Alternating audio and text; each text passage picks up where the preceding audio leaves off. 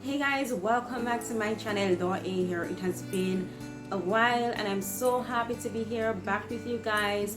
I hope you have been doing well. I hope you have been practicing that healthy hair regimen that we have discussed on so many occasions.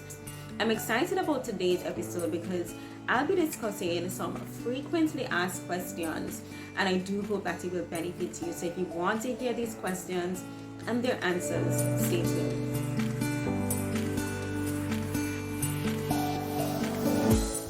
So the first question that I'm seeing here is, how often do I trim? Okay, so I think I may have answered this in a few of my prior videos.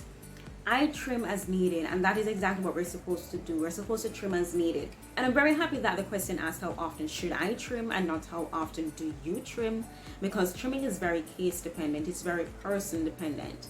So it's based on how often you as an individual develop split ends or thinning of your hair ends. And that could be based on so many different factors. Do you tuck away your hair ends? Are your hair ends often exposed to environmental hazards such as sun, rain, snow, hail, whatever it may be? Do you apply a lot of heat to your hair ends without the use of a heat protectant especially? There's so many different factors that can determine how rapidly your ends may start to split. And the truth is that they will start to split eventually. But the rate at which this happens is really based on your personal lifestyle practices and your personal hair care practices. Any sign of thin ends, any sign of split ends, that's an indicator that you need to trim. That could be every 8 weeks for you, that could be every 10 weeks, that could be every 20 weeks. So for me personally, I trim my hair every other relaxo, so that would be roughly every 16 weeks or so, right? Sometimes I may go for a trim and I might find that my hair ends really may not need a trim at that time, so I may postpone it to a couple of weeks.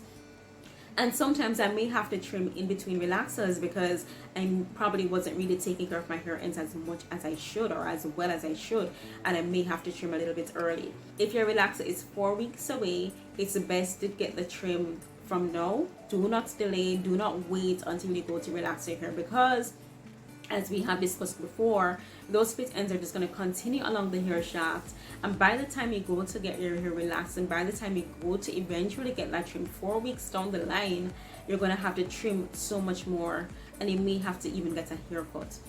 So the earliest sign of split ends, get rid of them so that you don't have to trim away too much. I hope that answers your question. All right, so we're going to move on to the next question. The next question here is, should I relax my hair again? And this question is from Melrose_80. That is her Instagram handle. Should I relax my? So Melrose is my sister. She's natural, and she's asking me if she should relax her hair again. Let me tell you, that is really dependent on you. Do not let anyone discourage you or encourage you from either going natural or relaxed. That is a personal decision that you should make. You can do your personal research, watch YouTube videos, natural hair YouTube videos, relaxed hair YouTube videos, do all your online research about natural relaxed hair. Just be confident in your ability to care for your hair in either state before you make that decision. Okay, so the next question is, how do I treat postpartum shedding? And this is an excellent question because this is a problem that affects so many of us women. While we are pregnant, what happens is that there's an increase in certain hormones, in particular estrogen and progesterone. And what happens is that this rise in hormonal levels helps to reduce the amount of shedding that we experience during pregnancy. And once we deliver the baby, these hormonal levels start to fall. And all the shedding that was to take place during pregnancy is now going to take place after delivery. So we're now playing catch-up shedding. So our hair starts to shed a whole lot, much more than we're accustomed to, and it can be a very frightening experience. And what I would suggest is that, and what many experts have suggested and what persons have found to actually work, is one, ensure you continue to take your prenatal vitamins. There are also postnatal vitamins. They have roughly the same components in terms of vitamin components and mineral components. Continue to take your pre or postnatal vitamins. They have been found to help significantly in reducing the rate of shedding. These vitamins include vitamin C, D, E, B, especially your biotin, which is vitamin B7, which helps a lot with shedding. Also includes zinc. All of these elements, and very importantly, iron. Iron. Remember, with pregnancy and delivery, we lose sometimes a lot of blood, especially if you have to undergo a cesarean section. So it is very important that you continue with your iron replacement that comes in these vitamin formulations. Other things that have helped or have been found to help with postpartum shedding or shedding in general are black tea rinses. I have never personally tried it, but I've seen where many women have tried out black tea rinses and have found a reduction in their rate of shedding. So that is something else that you can try. But it's just very important that you continue to live a healthy lifestyle, balanced diet, very important, so that it is rich in your green leafy substances, your vegetables, absolutely important. It's important to get those nutrients, those vitamins, those minerals in place so that the rate of shedding can reduce. And do not be discouraged. Postpartum shedding really is temporal, so it resolves eventually. For some persons it may take weeks, some it may take months, but it usually resolves. If you find out that 1 year after delivery you're still experiencing significant postpartum shedding, it is best to seek medical advice. It's best to get a medical checkup to ensure that you're not deficient in certain important nutrients and elements that are necessary to ensure that your hair's health is maintained, right? So that could be an internal deficiency. So if 1 year after the onset of shedding you're still experiencing significant shedding, you must get it checked out. But be encouraged, because usually it resolves or starts to improve within 1 year post-delivery. Okay, so the next question is, how often should I relax my hair? Okay, so this is a question that I've addressed in prior videos, right? And this also is very individualistic. This is a very personal decision that you need to be able to figure out and incorporate in your personal hair regimen. Now, in the past, most persons relaxed their hair every 6 to 8 weeks. Currently, most persons are now trying to stretch their relaxers. If your hair is relaxed, when you relax your hair, you're only relaxing the new growth. Previously relaxed hair should not be touched. That results in over-processing of the hair. Over-processing of the hair results in the hair weakening, it results in breakage, and it results in hair loss. And then as a result, you might say, my hair isn't growing, when it is in fact growing, but it's just over processed. So you should not overlap that relaxer with previously relaxed hair. Absolutely should be avoided. Now our hair grows roughly 0.5 inches per month. That means within 2 months you should have roughly 1 inch, and within about 4 months you should have roughly 2 inches. The truth is that some persons' hair grow much slower and some persons' hair grow much faster, right? So you have to be able to assess the rate of your hair growth. How fast does your hair grow? Does it grow the average of 0.5 inches per month? Does it grow much slower? If it grows much slower, then you may have to stretch out your relaxers to ensure that you have enough new growth in between. And the recommendation is 1.5 to 2 inches of new growth before going to get a relaxer. And if it goes much faster, then maybe stretching may not work so well for you. And I should have mentioned, relaxer stretching speaks to the practice of extending the intervals between your relaxers beyond the usual or the previously usual 8-week period. So some persons say extending it beyond 10 weeks is considered a relaxer stretch. So you have to decide if stretching is for you. You have to decide how often you have to get a relaxer based on the rate of your personal hair growth. Okay?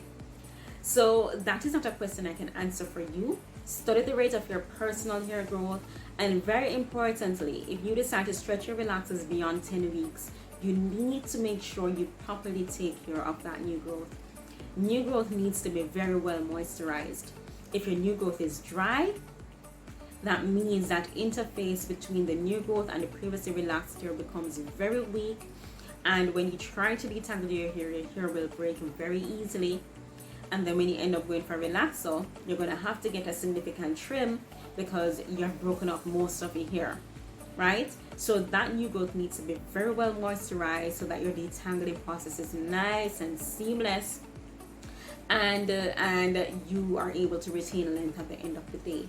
If you have difficulty stretching your relaxer beyond a certain period of time, you're moisturizing your new growth, you're doing everything under the sun, and you're still detangling and still noticing breakage while you detangle, then it is best to end that stretch and go and get yourself a relaxer, because you're just going to break off all of your hair. When you end up getting that relaxer, you're going to notice that your hair looks much thinner than before, which is counterproductive really. Okay, so the next question is from Flourish with PG. That's her Instagram handle, guys. Check out her page. She has wonderful accessories, wonderful jewelry, beautiful stuff. And she is asking, come grow my hair for me, please. Yeah. I can't do that. I can't do that, Peter Gay. I can't do that. But guess what? You have beautiful hair. Listen, all it takes is a healthy hair regimen. Anybody who incorporates a healthy hair regimen into their daily hair practices will have healthy hair, will have beautiful hair. And it's not about a long hair initially, it's about healthy hair. Once your hair is healthy, then length will spring upon you without you even realizing it. As a matter of fact, just the other day, I had my hair recently relaxed, and I decided to post a comparison video between my hair as it was in March of this year compared to my hair in September of this year. And I myself was completely surprised. Here is the video. I was completely surprised to see how much length I had retained between March and September. So I'm here with I have my hair on my head every single day. I comb it almost every day. I interact with it very often. And as I had mentioned in prior videos, I actually do not do length checks because I don't want to be discouraged by them. I don't want to have a false sense of security by them. I don't want to lose focus on I don't want to end up focusing primarily on length and forget all the different health related measures. So I haven't really been doing length checks. What I've been doing is videos just taking a look at my hair from behind. And when I looked at this comparison video between March and September, I was in shock because I couldn't believe that I had retained so much length. I honestly couldn't believe it. It's when you look back that you realize, wow, something is working. And it really just comes down to a healthy hair regimen, right? You have to determine based on your lifestyle practices, based on your activity level, how often you need to wash your hair. I live in a tropical climate. I'm very active, right? I even recently started to get back on board with my exercise regimen. So I have to wash my hair every single week. Every time I wash my hair, I ensure I incorporate a moisturizing deep conditioner. I roller set routinely. Roller set is my go-to 100%. Roller set, use limited heat, sometimes with my blow dryer, sometimes I air dry half, blow dry half. And then I remove those roller sets, I moisturize again, and then throughout the course of the week, if I have to go on the road, I put my hair up in a very nice fancy updo and make sure my hair ends are tucked away as often as possible, right? Every now and again, if I have to go out to an event, which hasn't really happened recently in this current era, trying to avoid the use of certain words, but I let my hair down and I'm able to enjoy the health of my hair on those occasions. But when I'm going to work and so forth, I try to tuck my ends away to prevent it from being exposed to all sort of environmental hazards, right? I ensure I get my hair trimmed as needed. I ensure I put on my satin cap at nights, right? I ensure I detangle with an appropriately sized comb, right? The wide tooth comb, not the fine tooth comb, right? And I just try to keep on top of these basic things. Once you have a healthy hair regimen, remember the healthy hair regimen triangle that we had discussed before, then you will achieve healthy hair, right? And once you achieve healthy hair, that length will come, and you won't even realize that the length is there until you really go and look back and see where you're coming from. Like, that is me growing your hair for you, Peter Gay. Just And for anybody else out there who has concern with regards to their hair not growing and so forth, check out my video entitled My Hair Won't Grow. Ensure that none of these things apply to you as to why you may believe your hair is not growing. Your hair, unless you have underlying health issues, is always growing. The problem that we tend to have is with length retention. So our hair is going from our scalp, but if our hair is breaking at the same rate at which it is growing, or even faster than it is growing, then it's going to look like it's not growing at all. So check out this video. Ensure that you're not doing any of these things that may be inhibiting your length retention, and if you make these adjustments, trust me, your hair will grow. Don't focus on growth though, focus on health. Growth will come eventually. From Crafted for Jesus, who also has a beautiful Instagram page focused on healthy hair, so check out her page, guys. Crafted for Jesus asked, how often have you been relaxing your hair? That's the first question. And the second one is, how often do you trim your ends? So I answered the second question before. How often, oh no, sorry, it is how long have you been relaxing your hair? So I've been relaxing my hair for roughly, what is it, about 16 to 18 years now. Yeah, my hair has been relaxed for a very long time. Initially, I wasn't really doing anything special to my hair. I didn't really start to practice a healthy hair regimen until 2020. December of 2020 is when I made up my mind, told myself that I'm going to start to practice a healthy hair regimen. I never really had any problems when it came to growing my hair, but my hair would often grow, but it would be very thin and fragile as it grew. So it would be long, but it wouldn't be healthy. So in December of 2020, I decided, listen, I'm not going to be focusing on length anymore. I'm going to be focusing on the strict health of my hair. In the past, I hated trimming. I skipped trims. I probably trimmed my hair like once per year. And then in December, I decided, listen, you're going to have to keep up with the trims. You have to increase the volume of your hair. You have to increase the thickness of your hair. So that is when I started my healthy hair regimen. So even though I've been relaxed for about 16 to 18 years, it wasn't until last year that I really started to practice what I should have been this whole time. Now the next question is from the.realhildo. That's her Instagram handle. She also has a beautiful Instagram page, guys. Beautiful hair, beautiful tips. And her question is, how is your hair always curly and bouncy? So actually my hair is not always curly and bouncy. So everybody has bad hair days, and my bad hair days tend to be closer to when my hair needs to be washed. You know, when it has a lot of product build up, when it is sweated out, when I haven't combed it for a little while because I'm just so fed up and probably busy or tired or stressed. So I do have bad hair days, right? I'm probably more likely to take a picture or do a video when my hair is on the better side, but that doesn't mean that my hair is always like that, and that is fine. That is absolutely fine. I don't know if anybody's hair is always perfect. If you are such a person, then that is great, but that is definitely not me. My hair looks best when it is just washed, or like a week or two after relax. So that is when my hair looks best. And as I said before and in prior videos, I roll a set routinely. So on my wash days, I roll a set, and at nights I also roll a set, right? And you can check out my nighttime routine video to see exactly how I do that. Okay, it can be very uncomfortable to sleep with, but that is what I've been doing, and in doing so I've been able to protect my hair ends. So when I remove the rollers, my hair might look a little bit bouncy, and you know, because that's what rollers do. Rollers really help to add volume to your hair. So when it's looking bouncy and curly, it's really because of the rollers. But as I approach relaxity, as I said before, it really starts to look a lot more flat, and then when I wash it again, I kind of get a reset. So it's not always curly and bouncy real here though. So the next question is from Kenny 8, and the question is, how did you retain so much length in 6 months? So I kind of tackled that question before. I'm sorry, I should have put in that question at the time that I was discussing my length retention between March and September. But yeah, it really just does come down to practicing a healthy hair regimen. And I found that the most important thing on Kenny 8 is to take care of your hair ends. Sometimes you may believe that your hair ends look healthy because you want them to look healthy, and you want to know that you do not need to have to go and get a trim because you do not want to have to cut off your hair. But when you ask somebody else, you have to ask somebody who's honest. You have to ask.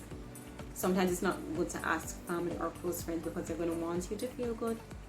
But the truth is that you have to ask somebody who is objective and honest. How do my hair ends look? Do they look thin?